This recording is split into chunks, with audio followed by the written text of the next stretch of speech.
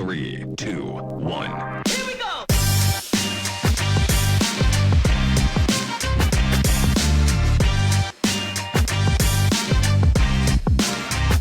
Welcome to the DFP Community Podcast, brought to you by Documentary Family Photographers Worldwide, DFP for short. I'm your host, Heather Whitten. If you're a fan of real, raw, and beautiful moments captured through the lens of family photographers from across the globe, you're in the right place. This podcast is all about showcasing the incredible work of everyday documentary family photographers you might not have heard of yet. Each episode will dive into the stories behind their photography, explore their unique projects, and get to know the people behind the camera. We're here to celebrate their journeys, encourage connection, and remind you that the world is full of inspiring photographers you can learn from and reach out to. So whether you're a seasoned pro, an aspiring photographer, or just someone who loves a good family story, get ready to be inspired, empowered, and connected.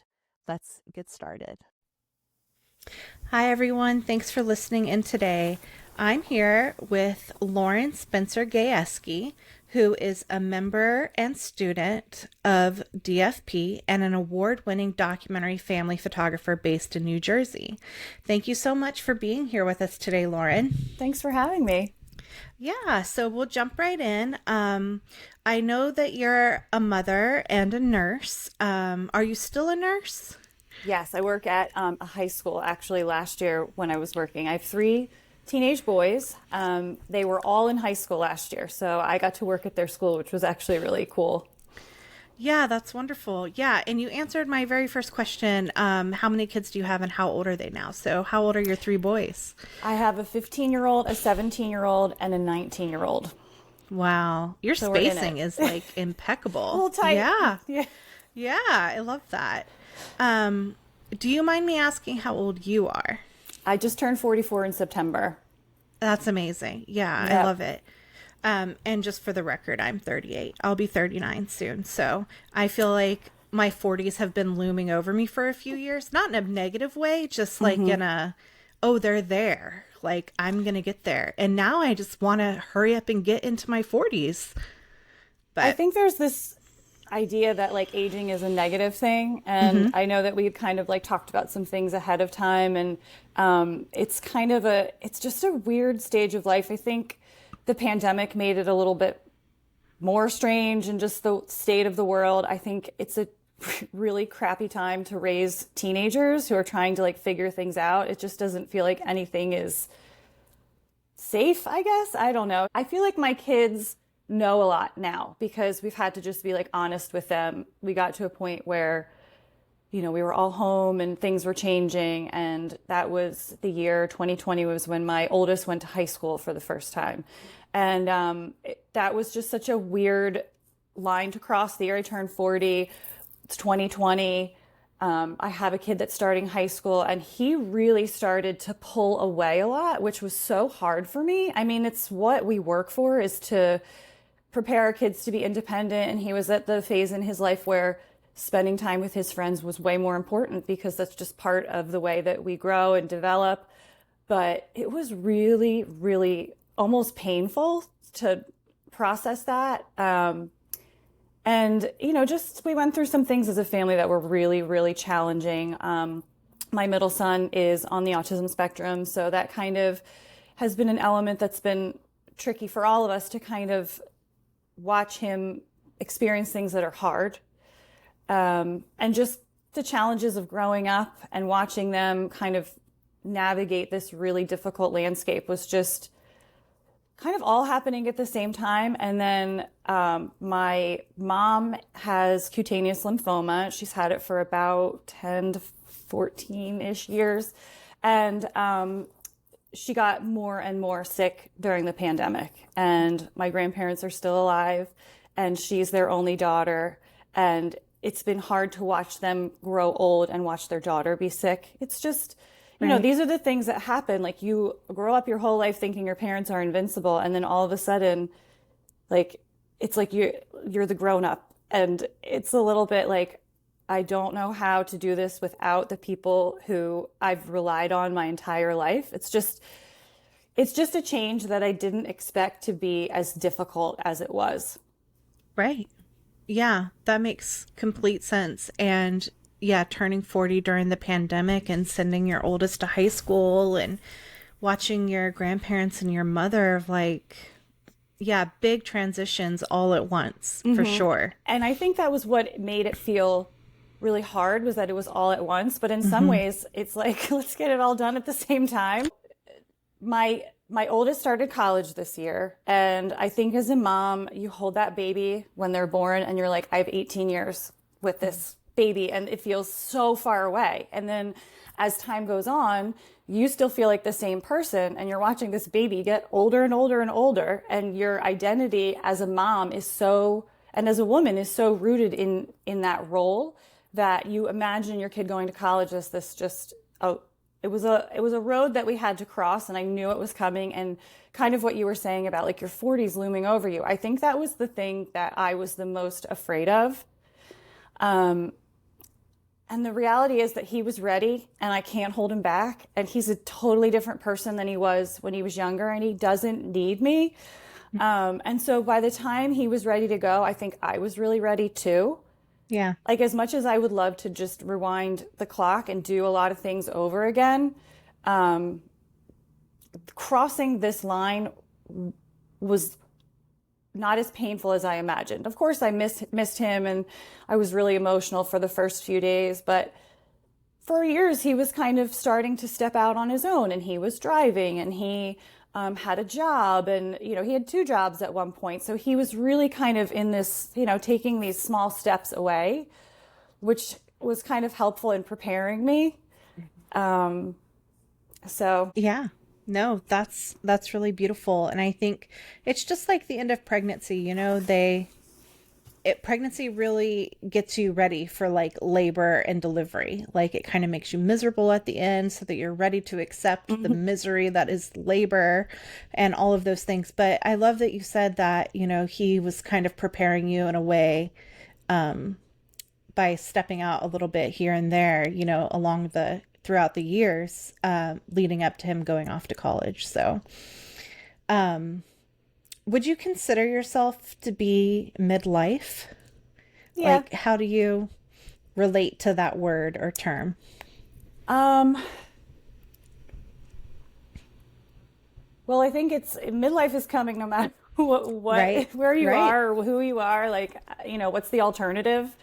So it's something more, it feels like approaching it was something I had to do or had to go through. And now I think of it as a different, like, part of a process of growing and learning, and kind of, there is definitely growing pains, because it really is the end of something and the beginning of something else, especially for me, because my kids are now really approaching the ages of independence and going off and starting their own lives,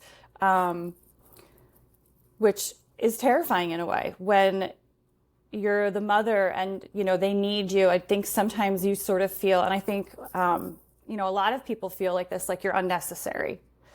Right. And I think with age, women talk about feeling invisible in public, like people not acknowledging them, just like, you get gray hair and wrinkles and suddenly you aren't feminine or sexual or all of the things that just make you human.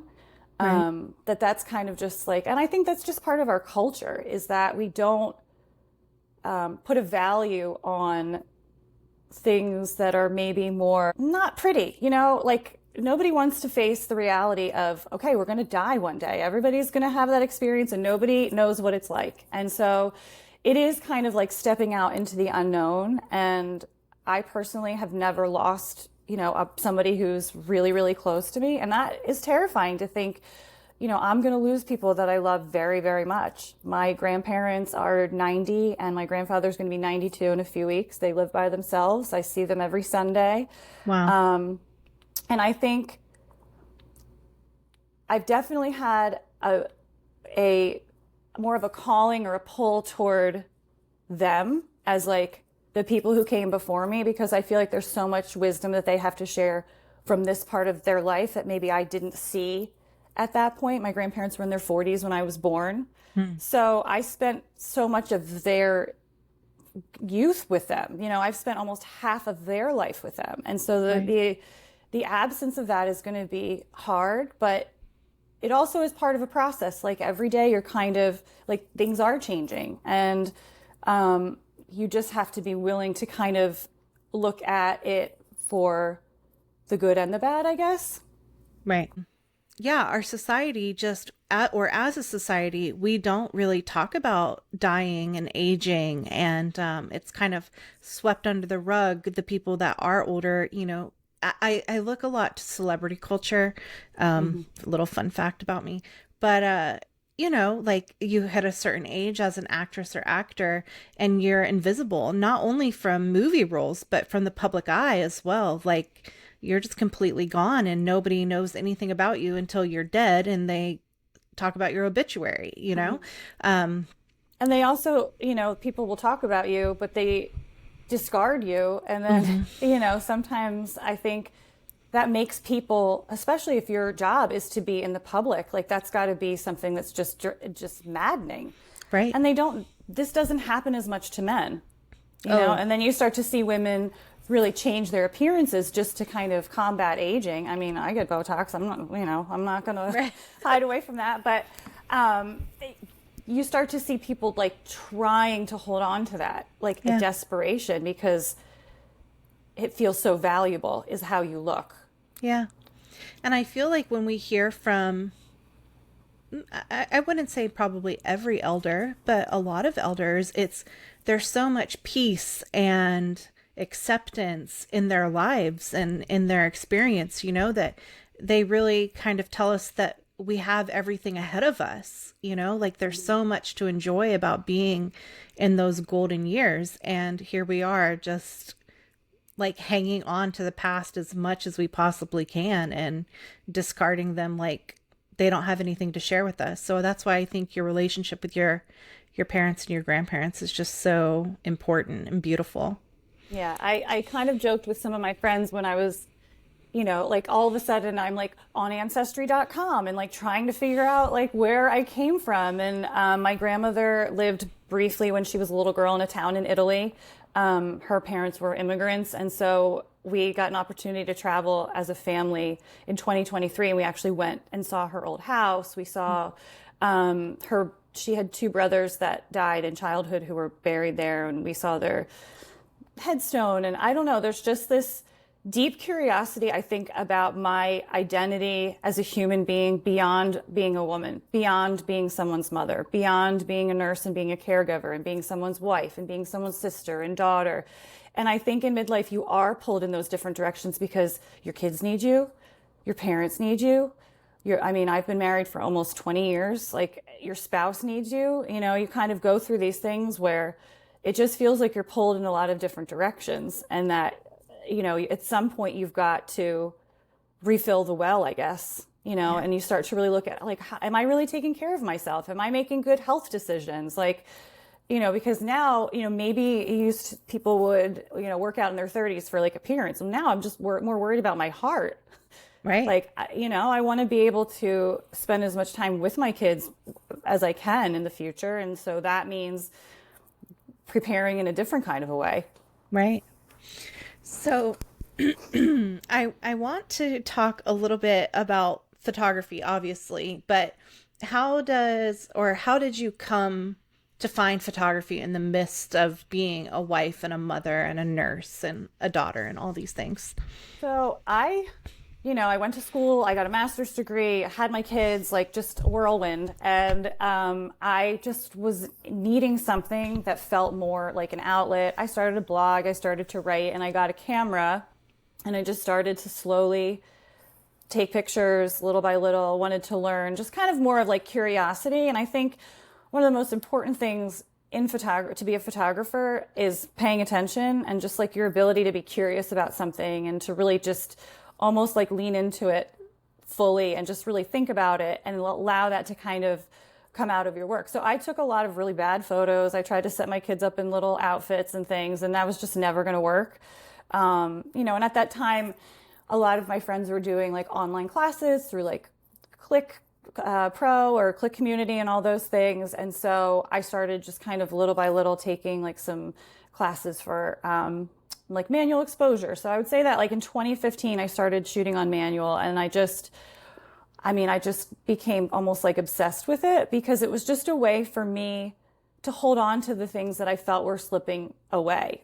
You know, I was a young mom and I see all my friends that they still have little kids at home. And now I'm in this place where it feels like, oh my gosh, like they were growing up so fast and all my friends were still having babies. And so, it was a way for me to connect with my kids in a different kind of way. And I wanted to be able to show them their childhood and show them each other. And, you know, having one kid that was really different, and in the middle, there was a deep connection between my kids. Like they're very, very connected. And I don't think I realized how connected they were until I kind of see my friends' kids and those sibling relationships as they age. And my kids have always been, I mean, you know, there's times where there's different struggles between who and who, but they are bonded because of this person in the middle who has needed them and connected them and thought about the world differently and taught them so much. So it really is like this beautiful relationship. And I see that now more in reflection than I did at the time. And Right. I watched so many critiques and I took classes. I took one of your classes, you know, back in the day. And I learned so much from these people, women who I really, really admired. And I mean, I just practiced and practiced and practiced and practiced and practiced and practiced.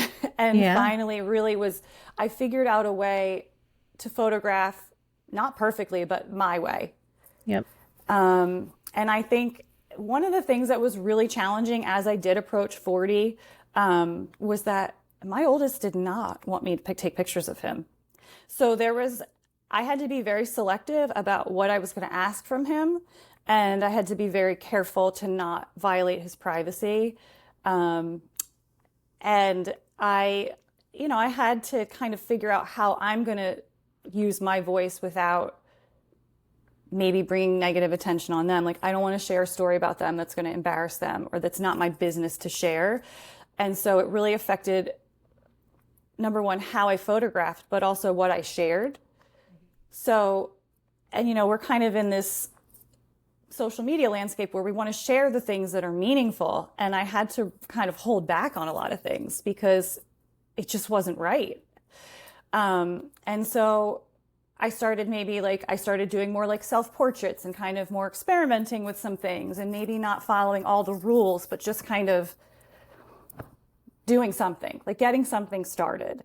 So I did take a self-portrait of me in the shower crying, and my kids still will be like, oh, you know, my baseball team always is saying you're naked on the internet, you know, and I'm like, well, that's my choice. You may not want me to share something about you, but this is something that's meaningful to me. And it was published on Mother's Day on CNN Health. So, you know, I was really, really proud of that. And I'm sorry, but like that, if that embarrasses you, that's on you. Yeah. I think it's such a great, important conversation to have about boundaries and consent and all of these things with our older children. But I love that end part about, you know, you making your own choices and them having to deal with it essentially.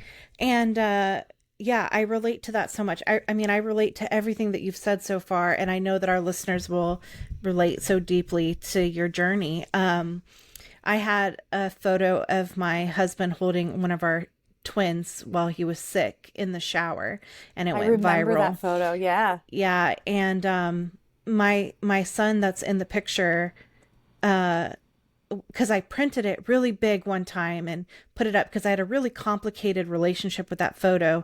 And so I put it up in our house, and I walked past it every day in order to like get comfortable with it and see it for what it was and all these things. And my son hates that photo. And I thought it was because of the nudity or the taboo around it all or something. And he just doesn't like it because he thinks he looks like a girl because he has long hair in the picture.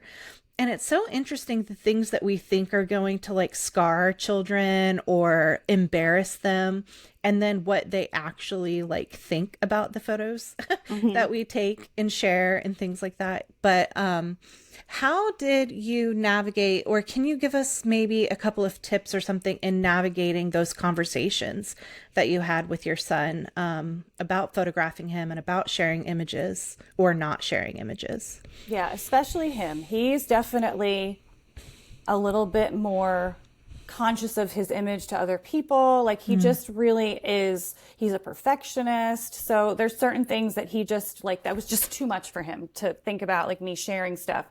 But a lot of it, like I've always had a very, very close relationship with all my kids. You know, it changes over time. But I had to just read the situation. And there were some times that I pushed some things, and a lot of times I would get this. Yeah. You know, and so I have this in a lot of pictures, you know, right. But I allowed him to just do that. That's what was happening in my life. Like, so, and a lot of times he would be like, can you take pictures of me and my friends? Can you come take pictures? Can you come surfing with me and take pictures in the water? So that was something he would ask me to do. And every time we traveled, I always took a lot of photos when we traveled. And it's kind of like an excuse to document what we're doing and all the cool things we're seeing. But it also provided an opportunity that felt more natural for all of us, I guess. Right. Yeah. Yeah. I love that. Using that as a way of still being able to document your children and your lives together.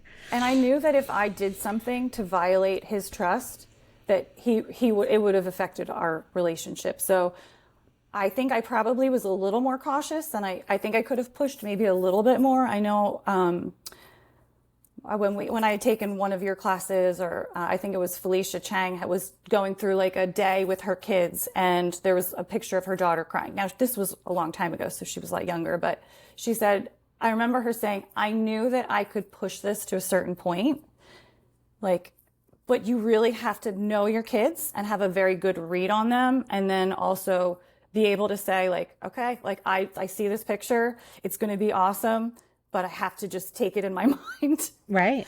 You know, and there have been times where I'm taking a mind picture and like just trying to remember it, because there are these moments, I think, as a photographer that you see in your life and you're like, oh my gosh, this would just be like a dream, but it doesn't work out that way. Right. Yep. I relate.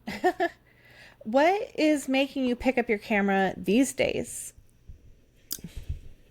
I think exploring like women, friendship. I've had an opportunity to work with a yoga instructor who she does some retreats for trauma-informed yoga. So it's a lot of really like writing and journaling and emotional stuff. And I've been hired as her photographer. So we've gone to the Catskills twice on a yoga retreat. We've gone to Costa Rica together, and it's always a different group of women.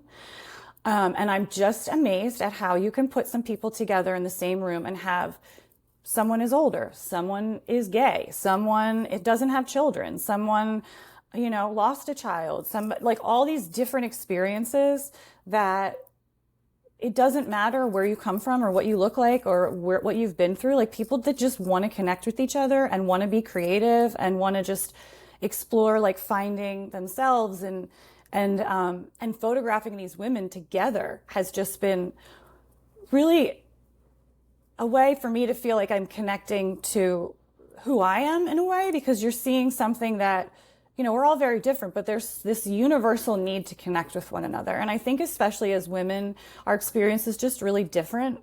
And, you know, we're always giving out to our kids and to our, you know, I think a lot of women are naturally like caregivers. And so just being able to kind of come together as women and really strengthen those bonds and kind of lift each other up and be encouraging and to be honest, because there have been sometimes in those groups where either it was me talking about something or somebody else where somebody is going to say to you, I think you're looking at this a little bit differently. Like, you know, maybe like, because everybody's carrying their own weight with them and they're trying to unload it in some way. And sometimes the insight from a stranger is more valuable than somebody who knows you. Right. So I feel like that's been a really inspirational sort of addition to my life. I feel like it's been really good for inspiration and creativity and just kind of making me think outside of the box. And on each of these retreats, I do one-on-ones with all of the guests. So I kind of have had a chance to connect with them. And my goal is to just make people see themselves for who they really are. Because I think, you're looking in the mirror at your double chin or your turkey neck or your wrinkles or, gray hair and stuff, but you're still beautiful. You just have to frame that in a way that you see more of the person coming through than what they look like. Right. And you have to spend a little time with people to be able to do that. I feel like you kind of have to have a little bit of a foundational relationship with somebody to photograph them in a way like that, rather than like meeting somebody for a session in a park and that's the first time you've ever laid eyes on them. Right. Yeah. I also do bear sessions, which are body empowerment type portrait sessions with women or anybody that has a body and wants to do photos with me. But yeah, it is a little bit hard I spend a lot of time beforehand in questionnaires and phone calls and Pinterest boards and all these things, trying to like get to know these women and put a lot of work and effort into pouring myself out online so that they're comfortable with me. So yeah, I think that time to be able to tell who a person really is and what's important to them and what shines through is so pivotal. What does creativity look like in your photography now that your children are older? I think because my children are older, because I've been doing this a little bit longer, I think I feel a little more freedom to kind of experiment with some things. I mean, I'm certainly not trying to pass off a photo that's somewhat been posed as a documentary photo, but I think I really love environmental portraits. And I've had an opportunity to help some like local business people. Let me just back up by saying I started in 2020. I was a volunteer, or 2021, I was a volunteer vaccinator in New Jersey. I was kind of in transition as a nurse. I wasn't sure what I was going to do. I ended up going back to school to get my certification to be a public school nurse. But I was just kind of like, all right, maybe I'm going to make this stick. I'm going to have clients. I'm going to market. I'm going to do this. I'm going to do this. And the work that I was booking was so soulless. It was like, I want you to take pictures of me in like the bright sun in this awful spot, and I want to have 20 people and pose. And I just was like, I would get so anxious beforehand. I'm like, I hate this. Yeah. So I just stopped advertising. I would respond to inquiries with other photographers' information who do that so well. But it's just not who I am. I can't do that. So a lot of the work that I've done recently is, again, yoga retreat, working with her name's Chelsea. She's a business owner. She does a lot of different businesses in the area. Having a connection with her opened the door to other things. I photographed my son's surf camp. So I would ask, he was probably 5th, 6th, 7th grade. And I reached out to the instructor, who was this great guy. And then the next couple of years we did trades. I remember his wife saying, oh, we haven't had family pictures in like 4 years, because they just didn't want what was being offered by a lot of other people. So we would trade, and I had so much fun with them. Like, just splashing around the water, and we would go on the boardwalk rides and just like, just hang out with them. And it was so fun. It didn't feel like work. Right. So he's a person who's a brand rep for a surf company. And so this is just kind of like word of mouth, kind of gotten from one, brought me to like these different places. And I've done a lot of stuff for people who are like running businesses and things like that, where we'll go hang out in their workspace and we'll do more like environmental portraits and kind of elements from like their space, and just things like, somebody that I'm kind of know through my husband, they started a travel medicine company. So you can do an online appointment, and then they will tell you what vaccines you need. They'll put medical kits together for like any medicines you might need if you go to Thailand or whatever. So I kind of got to follow them around and do some things in their offices. And then they had said, oh, we want to go to this park. And I'm like, you don't want to go there. It's someplace better. And the girl that is the yoga business owner, her brother just bought a Christmas tree farm a couple of years ago, which is just this amazing space. So one of the guys, they have a camper van. So we took the camper van and we just parked it in the Christmas tree farm and just did pictures of them, just two doctors walking around. Like it just felt really natural. And I feel like that's something that comes through because you want the people to come through in the photos, right? So that's going to connect people in a business. I don't want to make stock photos for somebody to just use. I want it to be something that's connected. Yeah. Yeah, that's so important. And I think it shines through in your work so much that you care about that, that's important to you. Yeah, I think like all of us have like our passion, and I just think that that's something that makes me. Right. And I think for some of the photographers that might be in the beginning of this journey, need to hear that, and I love that at the beginning of our conversation, you said that, you might not be shooting like perfectly, but you're shooting like yourself, and, it's just so important that we have as much diversity and, what's the word, like abundance of perspectives and viewpoints and voices in this work. And I think that some people just kind of get into this and they think that they need to look like certain people in the industry. And it's like, no, we really need to hear or see images from you, from your perspective, your point of view. What lights you up? What gets you excited? What do you see? What are you paying attention to? All those things. So. And I remember when I first started too, just kind of feeling like I could never have a seat at the table with these people. They're just, but it's a process. And when you really love something and it's meaningful to you, it doesn't matter if you don't become a really good photographer till you're in your 60s. If you're making good work, like that is the most important thing. If you're making something that you're proud of, even if it's not perfect, like I have things hanging on my walls that are, not award-winning photos, but they're so important to me.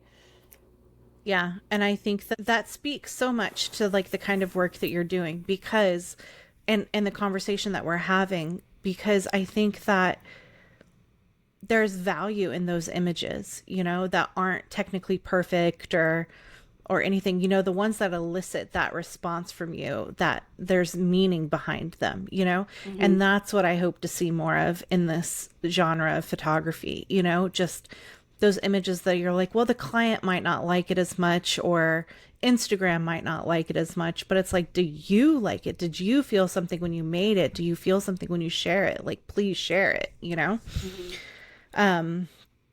Yeah, changing, or it's never really changing the subject with you because you're so good at just weaving it all together.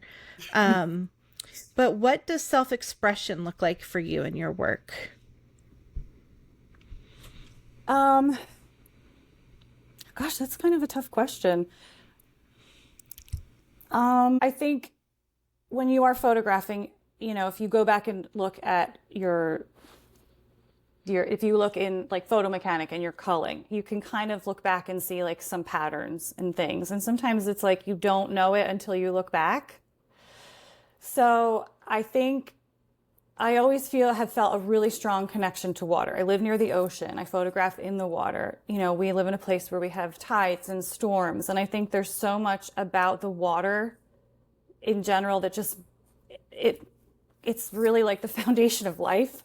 So just, I don't know, I find a lot of inspiration just in that, even if it's, just watching water. I don't know. I know that sounds like kind of maybe odd, but I think that, looking for some type of satisfaction or completeness. Like I think maybe like kind of what you were talking about abundance, like maybe just being enough, Yeah. I don't know. I think that's really something maybe I'm still trying to figure out. I mean, because I do think I still am in this phase where I'm still figuring out a lot and I think a lot and I write a lot, just to try to process it and move through the things that are hard. And I think I do want to look at the things that maybe are more positive. I've been reading this book, Gift from the Sea, which is a really old book by Anne Morrow Lindbergh. And she was on vacation by herself. And she talks a lot about how women need to have solitude. You need to be comfortable with being alone. And the reality is I don't remember being alone a lot in the last 15, 20 years. Like I just have had somebody with me all the time.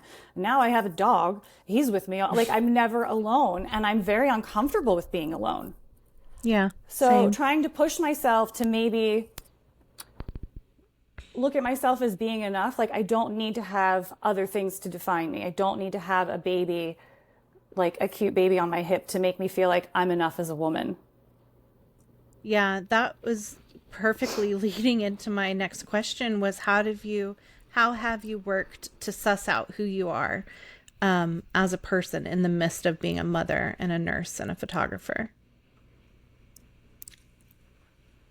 I think, I don't know. I mean, the world has changed so much, and my faith has changed a lot in the last 5 years. Like just,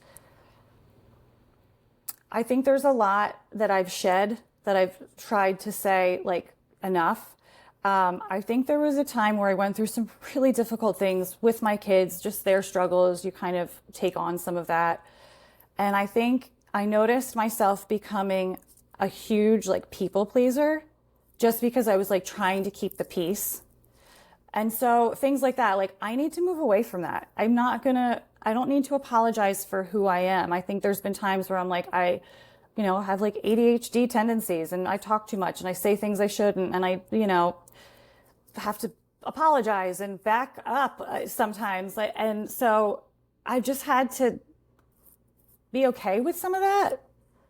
And I think it's made me more humble and just like, okay, well, I'm not perfect. Like these are the things that are going to happen, and not like holding myself to this just like unhealthy standard. And I think I was doing that just as a way to try to like cope with things. And I think going forward, I would like to try to maybe work on those things that make me smaller, make me quieter, make me want to hold back and try to cover up the things that maybe I'm embarrassed about or I'm working on, or, I have had some, just challenges with friends or people in my life. And it's hard to see how different people are from you sometimes when you are like super honest and you wear your heart on your sleeve and people see all your cards. Yeah. And that doesn't make life easy sometimes when you're trying to strategize some things and make moves in business or career and things like that, or family. But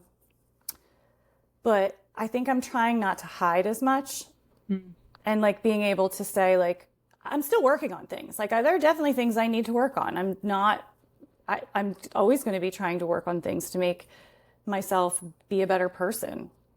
But, yeah. And then sometimes I'm like, yeah, that wasn't a good move. And you shift. I just think that midlife is a huge opportunity to shift.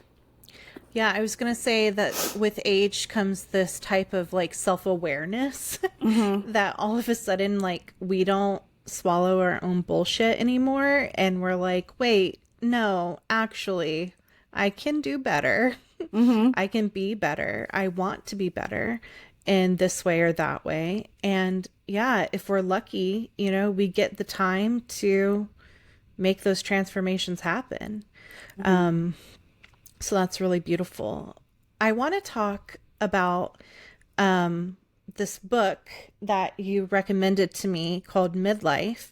It's a photography book by, am I going to say her name right? Eleanor Carucci? Yeah, I think that's it. Okay, yeah. So it is a beautiful, beautiful photo book that I'm so enthralled that you tipped me off to. Can you tell me a little bit about this book and what drew you to it and what makes it such an impactful book for you? I don't know where I found it, or I don't know, probably just reading an article on, somebody shared something. But I bought that book. All of my friends from high school, we all turned 40 like within the year, and I sent them a copy of that book as like a 40th birthday gift. Because I do think it's like, it's just really honest. And the way that she uses color and the different generations in her family, because she's photographing her children and her parents throughout this work. And when you look at her images, they're all dated. So you can tell that this happened over a period of time. And in the book is a lot of pictures of her blood. So, you know, and there's just this idea that women experience, like, we see blood a lot, like, you know, just with the way that our bodies are. And it was just really interesting how she photographed it, and just the saturation of the red and the color of the red. And she had said in the afterward that red was such a huge identifier for her. Like, that was something that she really identified with, like, just like the color, which I always like really appreciate, like when there's a deeper meaning to it. But she also, you know, throughout the book, there's pictures of her one gray hair sticking straight up, which I don't know why gray hair does that, but like, it's annoying. Yeah. But just kind of like the rawness of aging and wrinkles and marriage and just the journey that it is. And it's not just something that happens, something you build over time. And what she did say over the course of making this work was that her blood always looked the same. You know, there's something about, no matter where you are in your life, I think this is something that I've just kind of recently come to really understand. Like, I'm still the same person who had a purple backpack in kindergarten. I'm still the girl who got baptized when I was 7. I'm still the girl who went to nursing school, and I'm still the girl who lost my virginity in high school. Like, there's things about my past that like maybe you wrestle with, but like, I'm still the same person. I am the 80-year-old me that I'm going to be one day. And our blood is always the same. Like, at the core, we are who we are, and that doesn't always change. I mean, you hope it doesn't change. You hope you can stay true to who you are. But the things that you recognize is like, I'm still the same on the inside. I'm still this person who has so much to give and offer. And then also like a person who just gets tired, and, you know, just accepting like the humanness of what midlife is really, what it feels like. I don't know. What did you get from like what you observed? Oh, I thought there was such a just unique intimacy to it that, I mean, I'm not a connoisseur of photo books. I don't look at a ton of them, like, to be honest, and I don't listen to podcasts either. So, but I loved this book because it was just so intimate, and it didn't shy away from it, but it also didn't like shine light on it either. It was just normalizing it, you know, like, this is me with my children. This is me with my mother. This is me with my husband.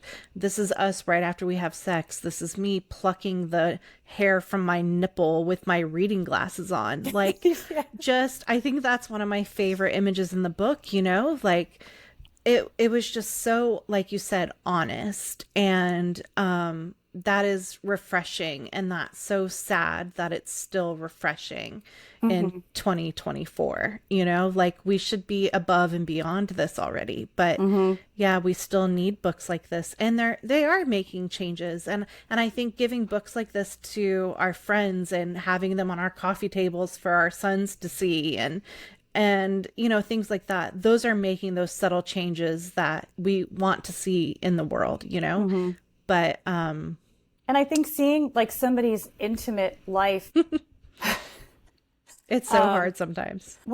So like when you're looking at those pictures and you see this like real honesty, there's like it's not all bad. Like, some of it's really funny. Yes. And, you know, when you've been married for a long time and you know someone so well, like, you're not going to have butterflies like you did. It's almost like, you know, you're putting on an old vintage leather jacket that's like perfect for you, but it's not new, right? Like, so there's no way of getting around that. And I think, you know, you can see that in her work in this book, is that, there's a comfort to her marriage. There's this, like, you're not looking for something else. Like, you get to a point where like you're just satisfied, I guess. Yeah. Yes. And not trying to change somebody, and just trying to, I don't know, just keep living. Yes, and stay together and all those things. And yeah, we're coming up on our 20th year of being married as well. So I very much relate to everything you're saying, that it's not about butterflies anymore, but it is about choice and freedom and comfort and, you know, all of these things. But it's beautiful. And I think that we don't see that a lot because our divorce rates are so high in this country. And, you know, we don't see relationships that stand the test of time all that much. especially if you're in a family that has cycles of divorce and things like that. But yeah, it can be really beautiful just to bear witness to, that it can be mundane, but still superb at the same time, you know? Yeah. When I was reading this book, when I was telling you about Gift from the Sea, it talks a lot about like seashells and, just things that she found and lessons that she learned like from the water and things like that. And one of the things she talked about was how like when you go into the forest, I think it was her that she was discussing it. When you go in the forest, you don't see like the dead stuff and the fallen trees, like you see the new growth underneath. So I think sometimes it's just like turning your attention toward maybe what is good rather than like focusing on like what you're losing. Because I do think midlife, there is a sense of loss. There is a sense of closing a chapter in your life, especially as your kids get older. But it's almost like there's growing pains. Okay. So you can look at midlife like you're losing something, like there's this part of you that's missing, maybe this kind of like a void, but it really is a period of like growth and like approaching something else. So sometimes time, it is what it is. Like you're at this place, and instead of looking at maybe like the loss and things like that, you need to look at what's really happening and face these things that may be uncomfortable, because there is a process of growth that's happening. And maybe it's not that your world is getting smaller, maybe that you're expanding. One of the things that she talked about in Gift from the Sea is that at some point you outgrow your shell. If you're a sea creature, it's not that you're being discarded. It's that you're kind of like expanding into this different space. Right. And you have to give yourself the space to really come to terms with these things that, yeah, not all of it's nice, not all of it's comfortable, but it's necessary. Right. That's beautiful. What does radical self-love mean to you? And how does it show up in your daily life?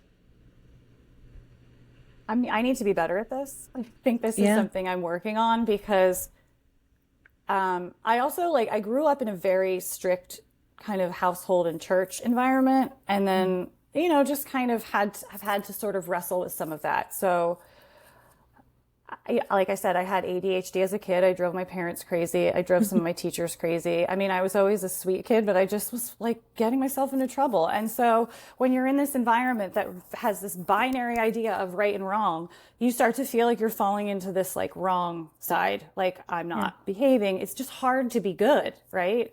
So I think redefining what is good is important for me to kind of say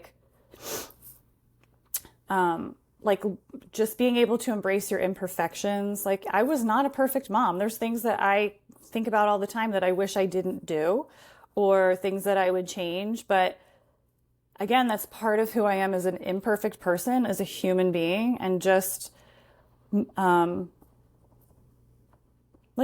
accepting that. I think that that's something I definitely is not easy for me. I think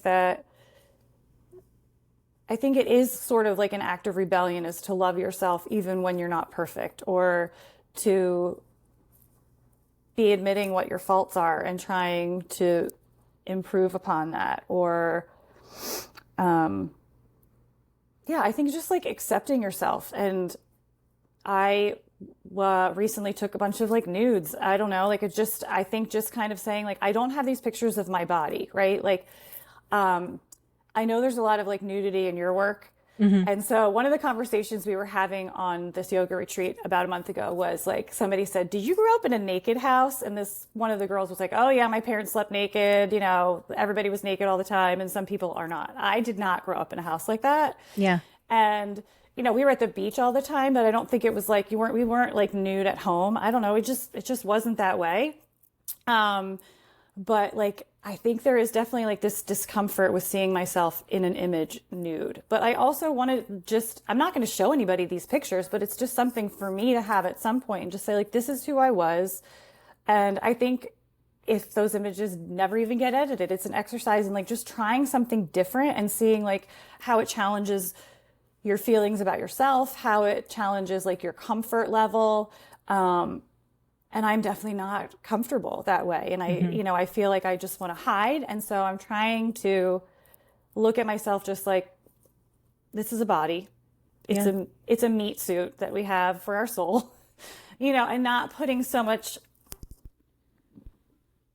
stock in it being perfect or just being able to be comfortable with it.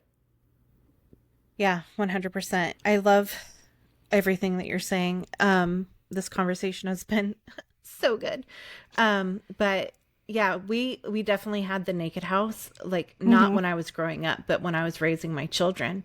And it's so interesting to see the comfort level that my children have around nudity and things like that. Like I said, that photograph that went viral, I thought he would be hung up on that. And he's just like, no, it's my hair. And still to this day, if they see my work out in the world, they're just like, ugh, nitpicky about something that has nothing to do with it being their butt on like a photo in a gallery somewhere or something, which I'm so proud of. But it's so interesting. And I love this body neutrality kind of like message that you have, where even with our imperfections or, things that are not perfect in our life or on our body or anything like that, that there's still like this radical acceptance of ourselves, through all of that.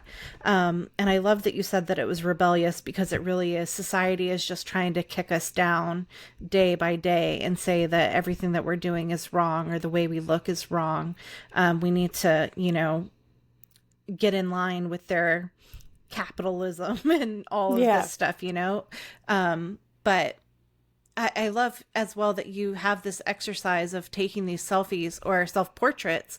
They're selfies for me because I loathe a self-portrait, like in a technical way. Like, oh my gosh, it's such a pain. Yes.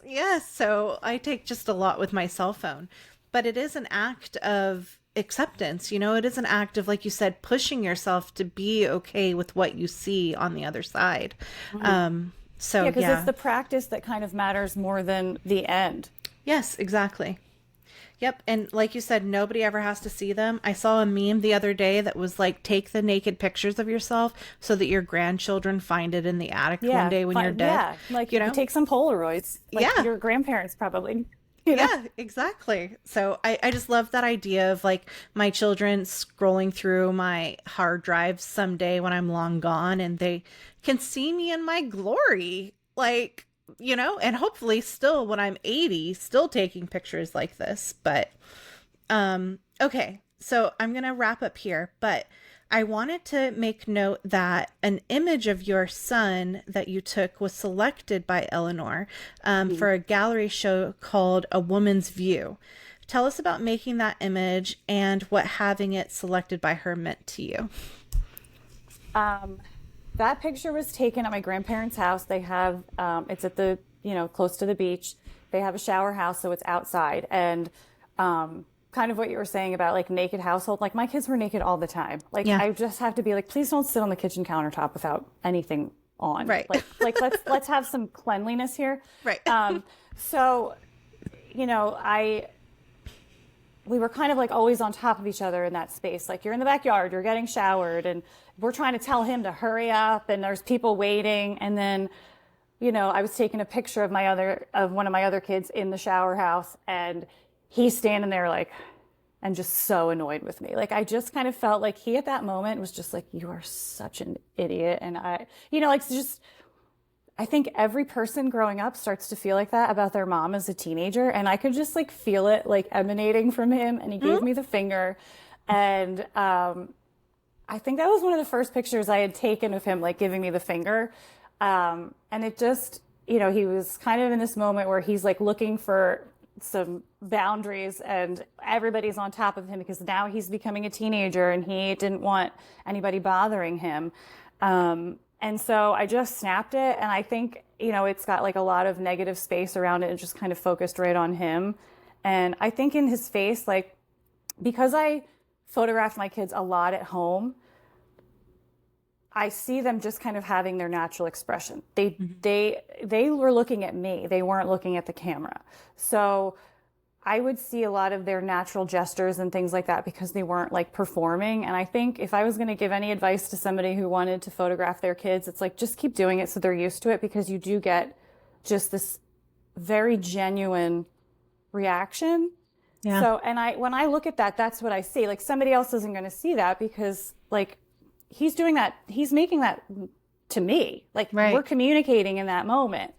And I think you can see that coming through, like a boy with his mom and wanting to have space. And it is definitely like, I think I named it, I love you, leave me alone. Because it's like, you need your mom. You want your mom to like pick up the pieces when things fall apart, or when somebody's mean to you, or when you have to talk about a teacher. Like, you lean on your mom for some things, but then you're also like holding the space for yourself that you're just is very separate. Right. Yeah, totally. Were you like, what did it mean to you to have it selected by her? Like, I was like, I mean, I was kind of surprised, and like, I mean, I just really became such an admirer of her work through just like, you know, exploring what she was doing, listening like to her words and things, and reading what she had to say. I just was really just honored, I would say. Like, that was definitely one of the times where my photo was accepted for something that I just was like, oh my gosh, this is so meaningful. Yeah, I love that. And congratulations. That's so exciting. Is the gallery show already happening, or is it happening soon? This was a couple of years ago. This was probably 2021, maybe. Yeah, that makes sense. Yeah. So, but, you know, that's always going to be one that's like special to me. Yeah. I was going to ask you, because you've won numerous awards for your documentary family work. So I was going to ask what the most meaningful one was. So is it that one selection, or is there an award that kind of tops it? Hard one. Yeah. I would say that's one of the top. Yeah. Yeah. We, I know in the documentary family photography world, we have quite a few little award shows, or not little, but quite a few award, I don't even know the right cycles kind of thing. What do you do, or what does your selection process look like for when you're submitting to judged things? Well, I've always tried to have a strategy, and then I just feel like sometimes that, like, you know, when you select things for what you think are going to get chosen by the judge, I just found that that's just not the way to go. I just kind of go with my gut, like, and sometimes it'll take me a while to kind of narrow it down. And I do think that I feel like in my work, I don't make as many really good standalone photos. I really feel like I lean into more of like the project or like storytelling aspect, where there's like several things happening that kind of speak to this one idea. Yep. I find that that's, especially my personal work, like that's where I think I do that more a little bit, like just kind of going with my gut. I think it's hard to be a critic of your own work because it is so close and so personal. I think sometimes it's important when you are doing, you know, you're trying to do this for like more of a business choice, or you're trying to submit something to like an editorial sort of a piece. I think it's really good to have somebody else that you trust and who knows you to kind of help you narrow that down. But I think the most important thing for me is just like, do I connect with it? Like, what do I feel when I look at it? And sometimes it's hard to get rid of a photo that you're like, I feel so much about this, but it doesn't translate well. Yeah. I think it's hard to be critical of our own work sometimes because there are images that we have like those mommy goggles on or something, you know, and it just means so much to us personally. But like you said, it doesn't translate to the wider public. But I love that you just said go with your gut, because again, going back to that idea that we need so much more diversity, and it's not about like selecting images that you think the judges will like or like will award, but like really selecting images that connect with you or connect with what you're trying to put out in the world and submitting those.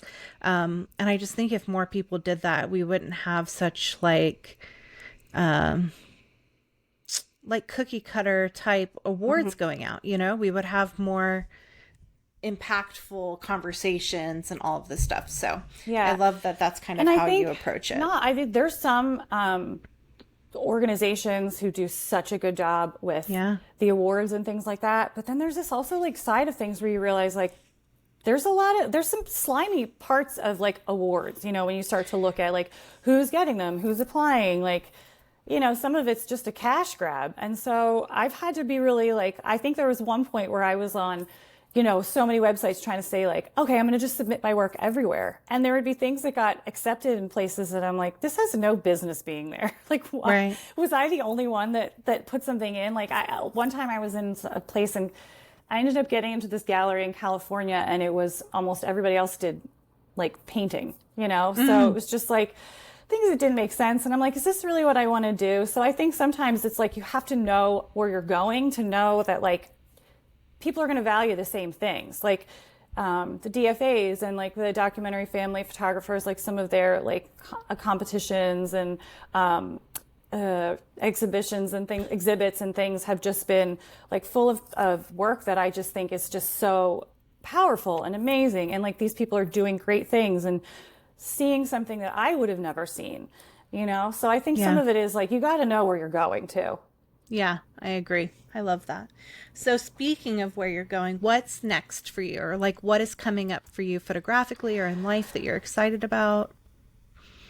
I don't know. I just feel like I'm in this really weird transition period. Our son went to college, so like things are changing at home. Like the whole dynamic of things is a little bit quieter. You know, I'm having more space to kind of look at some things. I recently got a new camera because I was shooting with a 5D and it just was so heavy and I had to go to physical therapy for my wrist. I've had cortisone injections because it's just so heavy. And in an effort to not have to buy like all new lenses, like I ended up buying like a lens baby, which, you know, has like some different kind of effects and things. So I'm just kind of having more fun with that, doing some macro and things like that. I think I just need to try different things and be curious. And I'm also saying no to a lot of things, which I know kind of sounds like counterintuitive, but just like choosing where I need to be and kind of being more like directed. I would like to start, I think there has been a time where I didn't shoot as much of my own personal life. I think it just got really, really hard and so emotional that like, if I picked up that camera and looked at it and looked at my life through that, like, I'm not sure how I would have been able to handle that. Like, it just was too much. So I think I'm trying to figure out, like, how do I photograph my life and myself now that things are different, you know? So I think I am, like, leaning into, like, where I am just, I think creativity helps me, like, just deal with life in general. It's just my way of communicating with the world and saying what I have to say. So I think right now I'm just kind of looking at lots of different things and seeing what sticks, seeing what works.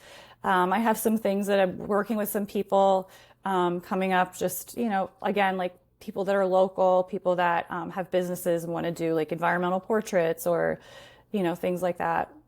I just am saying yes to the things that make me happy. That's what I'm doing. Yeah. So if I want to go on a photo walk, yeah, I'll do it, you know? But I'm kind of more like, not feeling like I have to do something. I'm doing something. I'm going to do it if I want to. Yeah, that's such a great place to be in. And I love that you're giving yourself space to play and be creative and all that. So, yeah. I just feel like I want to do more with photography. I really think I maybe want to open a little print shop or something. I don't know. It's just like I'm kind of experimenting with all these ideas. I kind of would maybe like to do some like in-person teaching at like our local art center, like just stuff like that. I'm kind of working on maybe like an outline just to be able to share. I think that it's important to help other people, you know, learn photography. Yeah, definitely. Yeah, that's beautiful. And I love that you will be reaching out into your local community and through your job and through maybe teaching and all this stuff and just spreading the good news of photography. So that's going to be beautiful. Where can listeners find and connect with you after the episode airs? So I am on Instagram, Lauren Gayeskii, just my name. And my website is laurengayeski.com. We'll transition in there too. I gotta work on my website. That's just definitely something that's I need to do. But you can see some of my portfolio and things there. That's so wonderful. Thank you so much, Lauren, for taking the time to be with us today. Thank you so much for having me. This has been so much fun. I really appreciate your time.